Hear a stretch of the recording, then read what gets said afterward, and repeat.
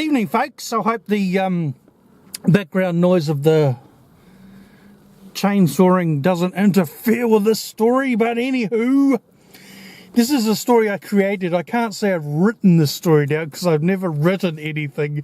I don't write these things down, they just stay on my head for years after year. So I create stories in my head at night to work through issues in my real life. That's how I sort out my life, my daily life. So this story I created when I was in the process of getting rid of my pathetic loser of a boyfriend at the time. Let's call him Ryan. Just draining. He was draining my bank account. He was just not doing anything with his life. Didn't want any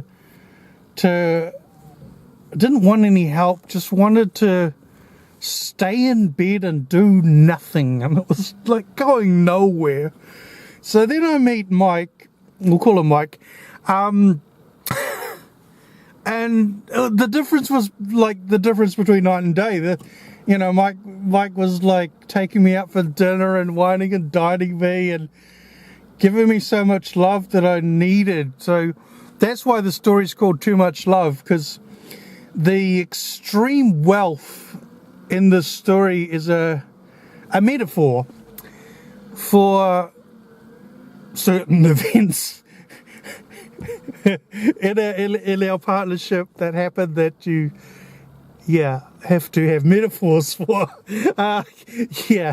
So that's what it's all about. Anywho, so let's start off. I mean, I was in a depression myself, so we'll give my character the name of Cecil, as in Beanie and Cecil, for those who remember that old cartoon. So Cecil's like got this real loser of a job where he's just making ends meet. His car's got like it's a Ford Laser, and it's got like a green door on the driver's side and a red door on the passenger's side, and just nothing matches. It's just barely passing a warrant. And he's working as like a, what was the word I thought of last night? Internal mail thing. Now the internal mail fetish story itself is too graphic to go on YouTube, so I have to find a different outlet for that, but it's connected with that story. Anywho, so this guy, I'm in this real deep depression, so I'm delivering mail to the wrong person, memos in there, and there's this contract for like $1 million that I deliver to the wrong person, and the contract falls through, and so my boss basically fires me on the spot. You're just pathetic, quit, leave, we don't want you around here.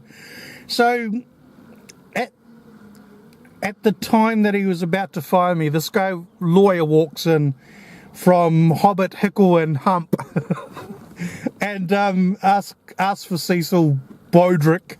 Cecil Bodrick, that'll do. What a name. And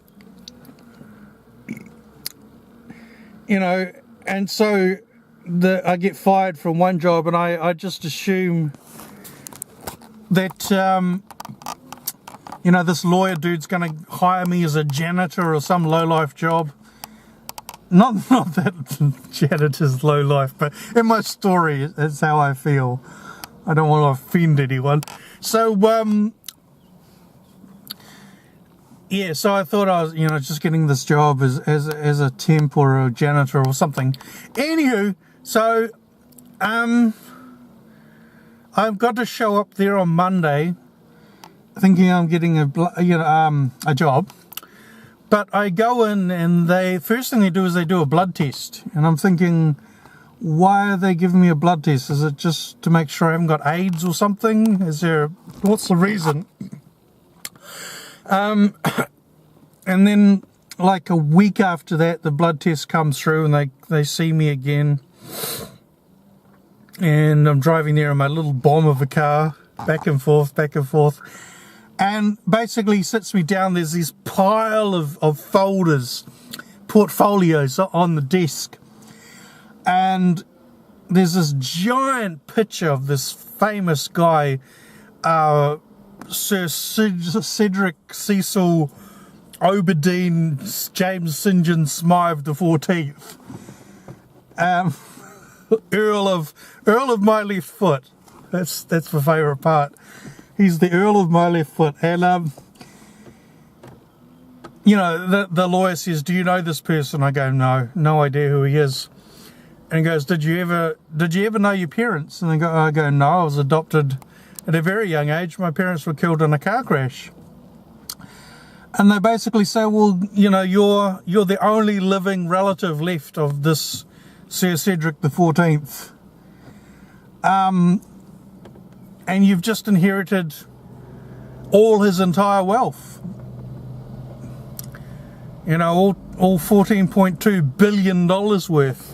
And of course, at the time, I'm thinking it's a scam, because it's just like such an incredible amount of money that I'm thinking that this must be a scam. So I take Ryan's father along with me, just so he can figure out, because my thinking at this time isn't clear at all. And so I take him along just to make sure it's not a scam, and they reassure him that all the paperwork's there, it's not a scam, and he reassures me that this is genuine. And so that happens, and secretly Ryan's father's like, "Okay, you've got this money. I think it's time you dumped, you know, just, you know, I love you. You've been a good friend of mine, but I think it's time you just dropped my son and moved on to someone else, somebody more together, more with it." Now, so the first stage is to see the house. Now, so basically, my Ford Laser breaks down, just blows up. It's just like the engine just backs up completely. So it gets towed away and to the scrapyard. And so the driver, the person that will be my limo driver for the rest of my life, he shows up. And so I'm cruising around in the limo, and we go to the end of this road. And we start at the driveway, and the driveway goes for like 5 miles to get to the castle. So we get on this driveway, and the driveway is just munted. It's just like potholes, and it's not sealed in places. It's just a real mess, because Sir Cecil the 14th was such a miser. Even though he was a billionaire, he treated the staff like crap. He wouldn't spend any money to get anything repaired. The castle was basically falling apart, needing restoration done, needs earthquake support done on it and things like that. And so we get there, and we park outside the castle door, and I look up, and the whole thing's just, what the hell is this? It's like, it's all rust, you know, it's all like this paint is literally rusting down the side of the castle, if you can call it that, whatever the word is for that. And you know, I'm still finding it hard to believe that this is happening in my life. You know, for me to have something like this happen, it's just like, it's just not sinking in. And so I go into the castle door and into the dining room, and there's like 30 different staff, maids and butlers and waiters and limo drivers and cleaning staff and whatever. They're all there to greet me, and I'm like, well, hi everybody, you know, I'm nobody important, so yeah, it's okay. And then the driver of the limo, well, he's the important character in the story, because he's Mike. He's going to be my new partner. So he's kind of switches roles from being a butler and driver and mentor and lover and all this at the same time.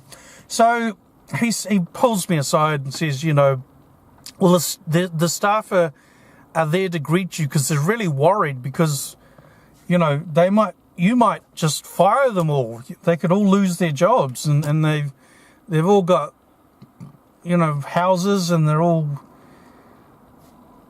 you know, they need the work, and they're used to it. And basically, Sir Cecil the 14th has been like really making them work really hard. Like, there's 50 bedrooms in this castle, right? And they're basically got to be cleaned every day, and there's not allowed any spots of dirt in any of the rooms, otherwise they get in trouble. And so they've been living under this horrible regime of this miser that the castle is sweet as primo on the inside, clean as a Blugmackin hospital, unless it's a New Zealand hospital, therefore it's falling apart, but it's not like that. Shut up. And on the outside, it's decaying, it's a wreck, it's a mess. The stonework is falling to bits. Anywho, so they're all worried about that, and the first thing I do is I call a staff meeting for all the staff, and I go, okay, well, number one, you all keep your jobs. There's not a problem with that. You all keep your jobs, but here's the deal. You clean one room a week. You know, just cut it back from 50 rooms a day to one room a week. Just no stress. And I want you all to pick out a hobby, and I want you to report that hobby to Mike so he can make a list of 30 people with 30 different hobbies. And I want you to build on those hobbies and show me your work, what you've achieved with those hobbies. And then the side story for that is doing a side story on each of those hobbies. So one of them is this lady who is into weaving and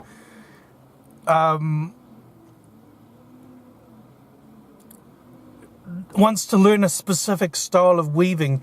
So for a treat, I fly her to Italy, her and her kids, and they go see some famous weaver and learn straight from a master kind of thing. So there's all these little side stories going on that spring out of this main story. And so I'll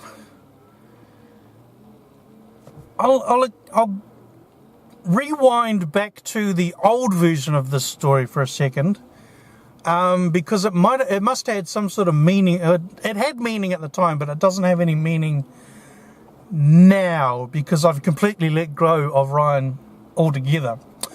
But at the time, he was trying to build a Retron 5. Now, a Retron 5 is an old game. It's a new games machine that plays old games, Nintendo games, and Sega Master System, Sega Mega Drive games, etc., etc. And his mission was to be the first in the world to make one. And he never told me that the Retron 5 really did exist, and he was just scamming me out of my money so he could build this machine that's already been invented and he could make millions off that, which never happened. And in the original story, I take him to Texas. This new story, it's not in any particular country because the land itself is like, it's an English countryside village or villa with a castle, but it's also right on the seaside. So it's a combination of the west coast of New Zealand, oceanside, and somewhere in upper England for the castle side. So, you know, there's no specific country for this particular story now, but I take him to this place and I spend $50,000 on old original boxed games for him, and after I get the billions of dollars. But that I've stripped that whole bit out of the end edition of the story. But I needed that at the time because he wanted a big flat screen TV, surround sound system to play his games on, which was just out of both of our budgets. I mean, come on, dude. What the hell? Anyhow, back to the faction story.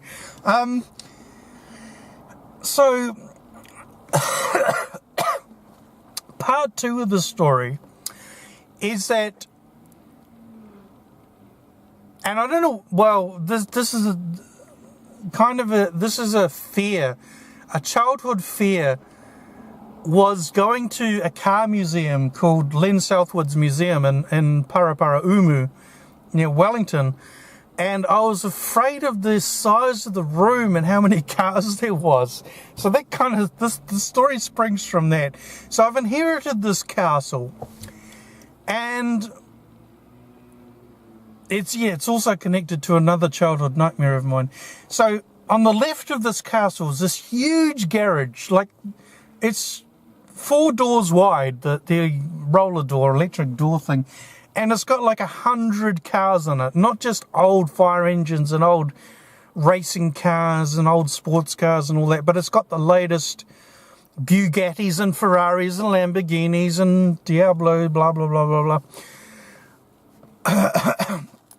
Cars in it, and I'm like afraid of this garage. I'm just totally afraid of this garage. So I employ the guy that's been cleaning, this poor guy who Cecil the 14th has made to polish these cars every day, all 100 cars, you know, keep them spotless. Like, I'm like, okay, well, you're not going to do that anymore. You're going to keep them clean enough, but you're now going to become a salesman. In fact, that's a spin-off story again. So I go to this old dealership where a friend of mine from school was working, and he was being treated like crap at his job. So I employ him straight away. I said, you're going to sell 100 cars, and I'm going to give you 10% commission on everything. You know, so you're never going to need a job ever again after this. You know, Bugatti's $600,000 and you get $60,000 just from selling one car, kind of thing. So between him and the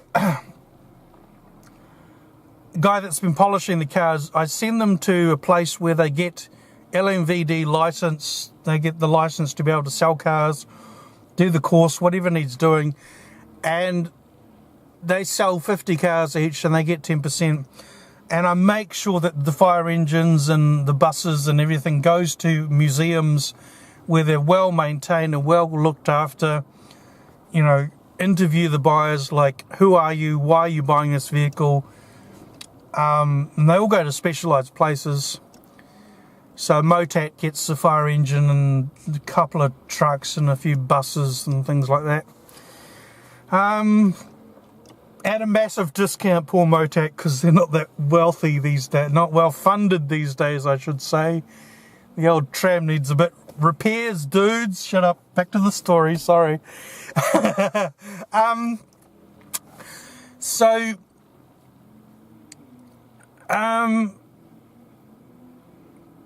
Really,